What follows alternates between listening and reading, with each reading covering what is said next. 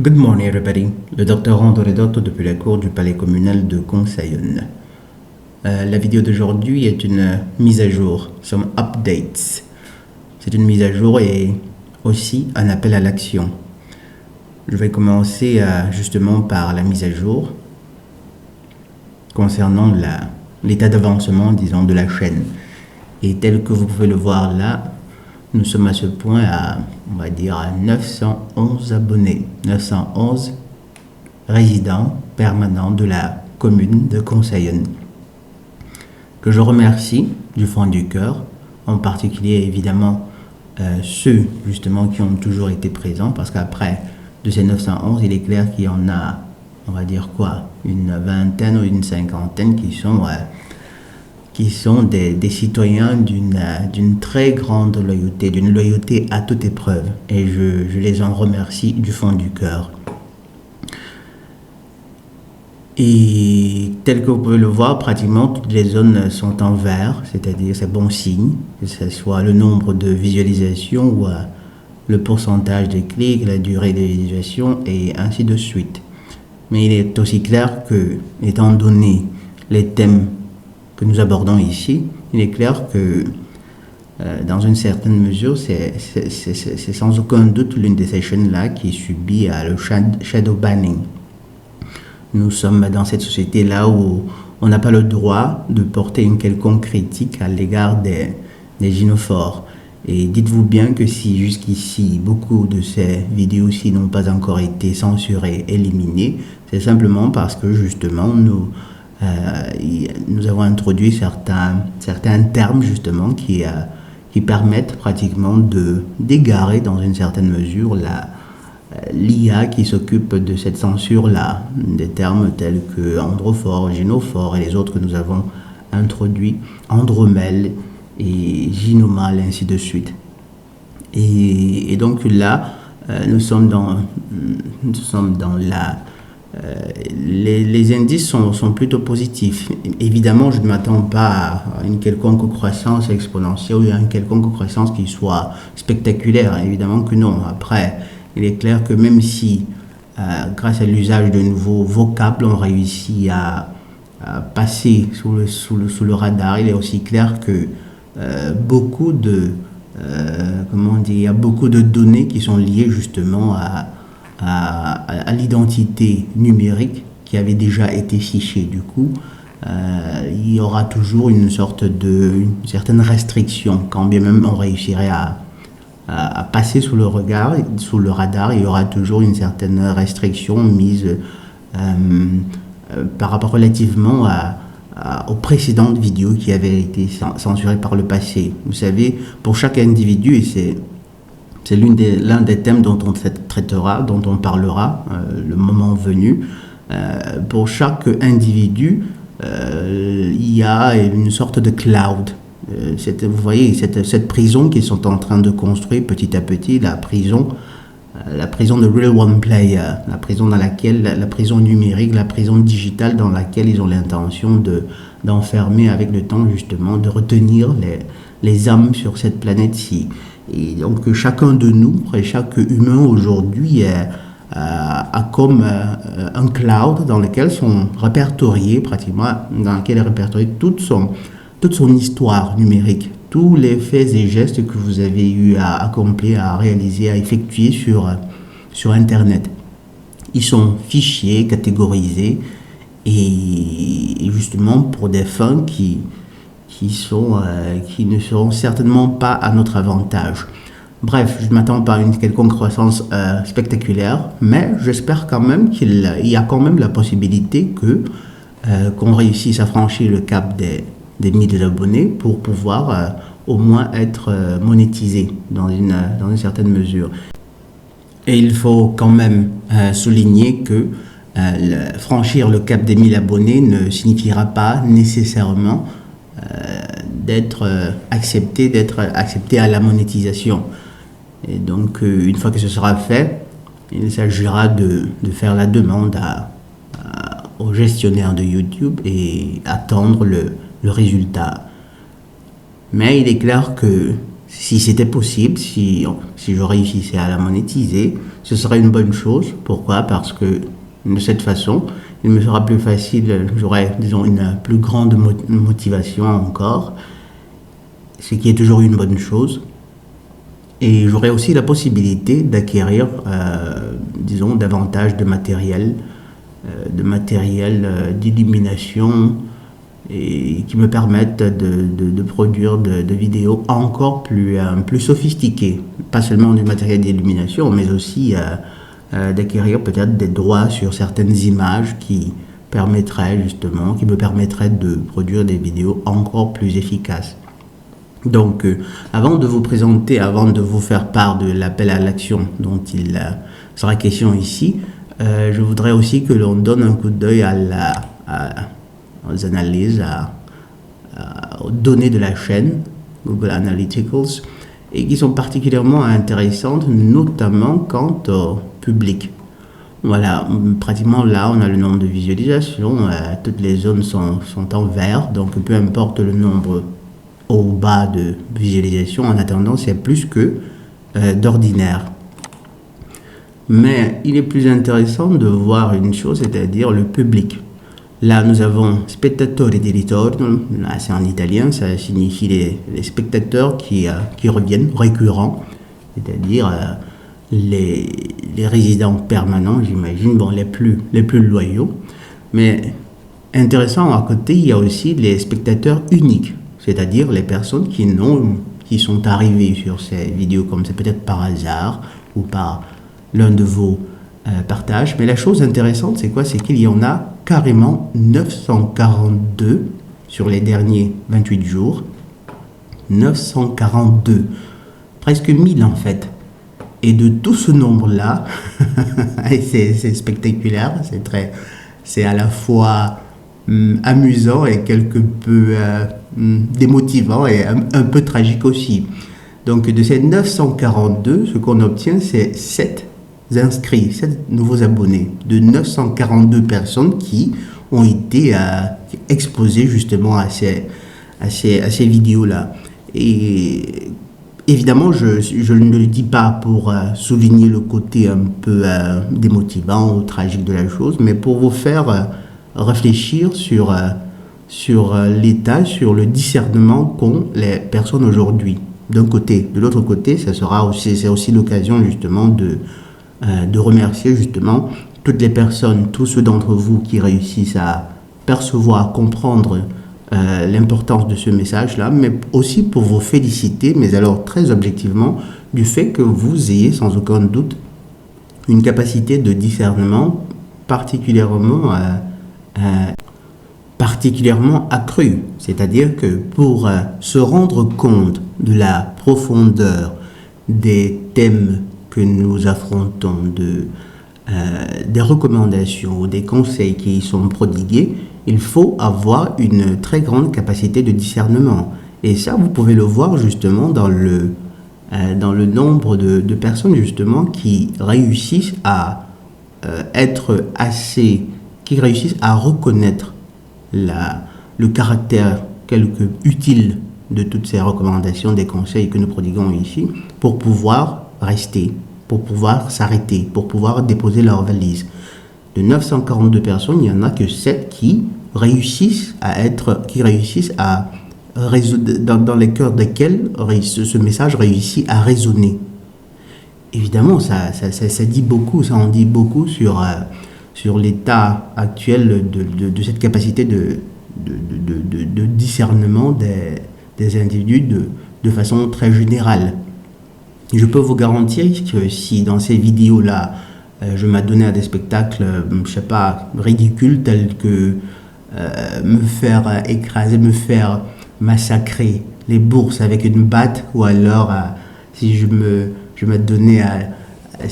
mettais en tête, par exemple, de réciter l'alphabet cyrillique en rotant, il y aurait sans aucun doute beaucoup plus de personnes qui s'y intéresseraient, qui s'arrêteraient.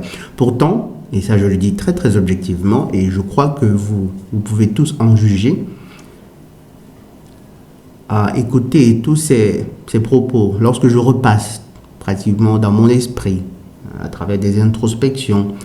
Toutes les vidéos que j'ai eu l'occasion de produire, toutes les choses que j'ai dites, je vous assure que jusqu'ici, il n'est pas une seule chose, que j'ai eu à retirer. Il n'est pas une seule chose justement qui fut incohérente avec des faits très objectifs. Évidemment, lorsque sur certains thèmes ou sur certaines données, j'ai des doutes, je le souligne très spécifiquement. Ou lorsque sur une certaine, lorsque j'exprime une certaine opinion qui pour moi n'a pas de fondement ou bien qui n'est qu'une hypothèse, ça aussi je le souligne. Je ne la présente pas comme si c'était un fait. Mais pour le reste, évidemment, ce sont des faits très très objectifs.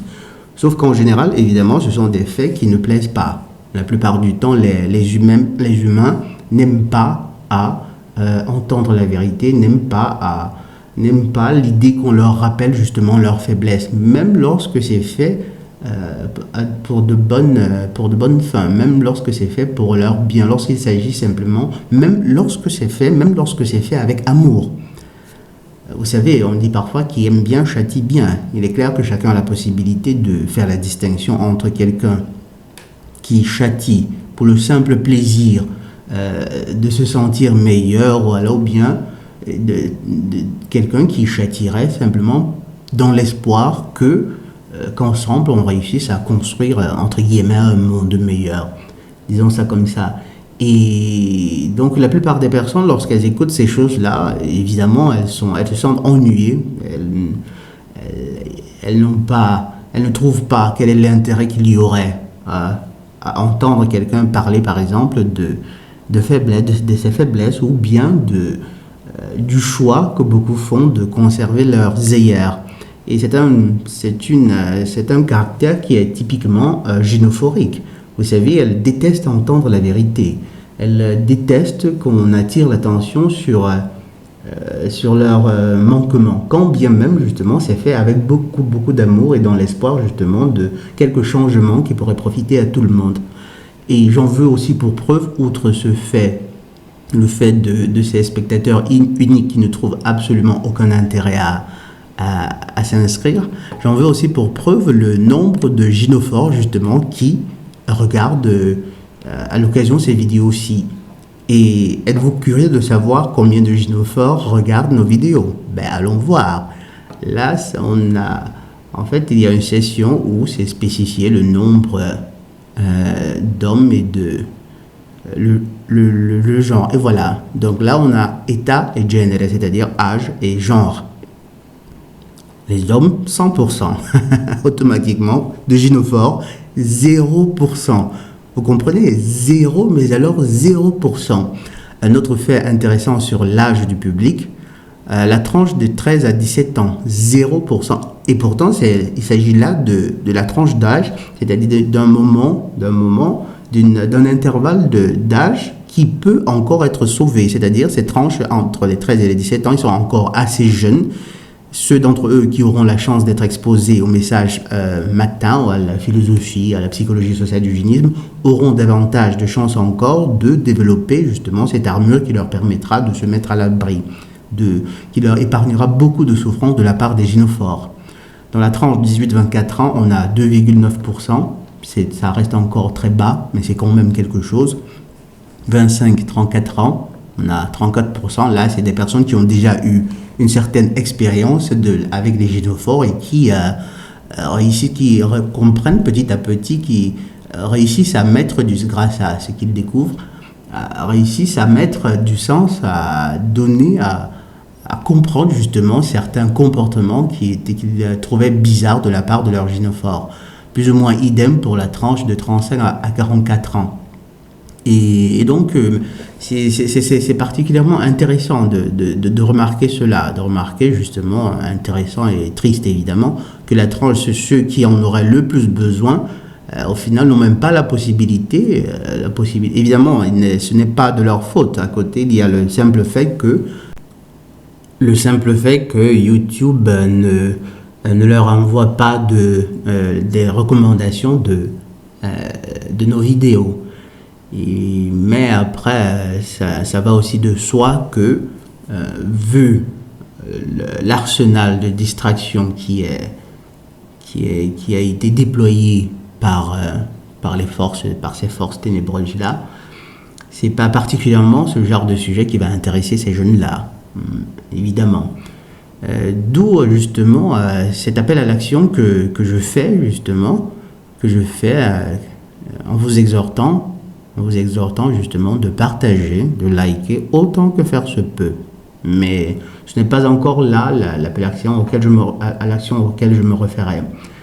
Donnons aussi un coup d'œil aux régions, aux pays qui regardent nos vidéos, d'où proviennent, disons, le gros des résidents de la commune de Conseillonne. Évidemment, nous avons la France en première position avec 72%, et c'est quelque peu étrange, vu que la France n'est certainement pas le seul pays francophone. Il y en a la francophonie, c'est vaste en fait, ça va de l'Asie à l'Europe, à l'Afrique, aux Amériques. Bon, bref, on a 72%. Et je dis un cordial et chaleureux bonjour à tous les résidents de la commune de Conseillonne se trouvant en France. Ensuite, nous avons la Martinique. Et là encore, c'est un peu la France. Donc, bonjour à tous ceux qui nous écoutent depuis la Martinique, la Côte d'Ivoire, au moins un pays africain, Côte d'Ivoire.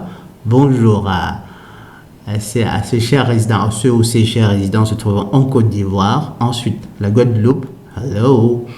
Et enfin, la Belgique. Voyons voir s'il y en a encore d'autres. Donc, France, Martinique, Côte d'Ivoire, Guadeloupe, Belgique, Sénégal, un deuxième pays. Et enfin, Togo, non, bon, ça apparaît juste là comme ça, probablement au passage. Donc, le Sénégal, on va dire le Sénégal. Le Sénégal, la Belgique, la Guadeloupe, la Côte d'Ivoire, la Martinique, la France. Voilà. Donc, je vous remercie pour votre fidélité et pour votre loyauté. Et maintenant, je vais vous demander une certaine faveur. Disons ça comme ça. C'est un appel à l'action. Je m'en remets à vous justement pour faire preuve de force et de courage. C'est un peu exagéré, mais bon, plus ou moins ça. Toujours est-il que ce que je vais vous demander est parfaitement à votre portée. Donc, tel que vous l'avez vu, nous avons jusqu'ici environ, on va dire quoi, nous avons 911 abonnés. Disons 900. Et si on a vu que de toute façon, c'est un nombre particulièrement fluctuant. Nous sommes à 910 abonnés, on va dire 900. Et de ces 900, il y en a tout au moins, il y a certainement un noyau central, il y en a d'environ 300 qui regardent de façon systématique les vidéos que je publie. Du coup, ce que je vais vous demander, vu que je voudrais aussitôt que faire se peut, le plus tôt possible, franchir le cap des 1000 abonnés, question de savoir au moins si j'aurai la possibilité d'être monétisé. Ce que je vais vous demander, ce sera de m'aider justement à franchir ce cap-là. En faisant quoi? En proposant tout simplement à quelqu'un autour de vous. J'imagine que vous avez sans aucun doute des personnes autour de vous dans votre environnement immédiat, des personnes qui vous soient chères et qui vous sont surtout réceptives. Après, ce serait un peu comme peut-être de la propagande ou bien du prosélytisme, mais je ne crois pas que ce soit le cas. Et ce d'autant plus que de tous ces messages contenus dans ces vidéos-là, je ne crois pas qu'il y en ait qui soient, dans une certaine mesure, qui soient toxiques en fait. Donc ici, ce serait simplement comme prodiguer des conseils à quelqu'un qui vous est cher par personne interposée. Donc je voudrais vous demander d'exhorter au moins, disons, une personne dans votre entourage immédiat à visiter justement cette page-ci, cette chaîne, et de s'y abonner. Vous imaginez bien que des 200 ou 300 personnes qui regardent systématiquement ces vidéos-là, s'il y en avait ne serait-ce que 100 qui répondaient à cet appel à l'action, on franchirait justement ce cap de 1000 abonnés dans, on va dire quoi, dans une ou tout au plus 2 semaines. Je crois que c'est un objectif, parfaitement raisonnable et réalisable. Donc, je vous le demande, très chers résidents de la commune de Conseillonne, faites un tout petit effort, justement, pour partager, pour exhorter, pour demander à l'un de vos proches qui vous soit particulièrement réceptif, fût-ce un anglophone ou une gynophore, justement, de visiter cette chaîne-ci et de s'y abonner. Je vous en serai particulièrement gré. Et donc voilà, j'espère que vous serez réactif et que vous écouterez justement, vous répondrez à cet appel à l'action. Voilà, ce sera tout pour aujourd'hui. Je vous remercie une fois de plus pour le temps que vous avez pris d'écouter ce podcast. Et rappelez-vous toujours, soit nous souffrons pour nous perfectionner, soit nous souffrons de nos imperfections. Le docteur Rondo Redotto depuis la cour du palais communal de Conseillonne. Sawabona et la paix de Ya.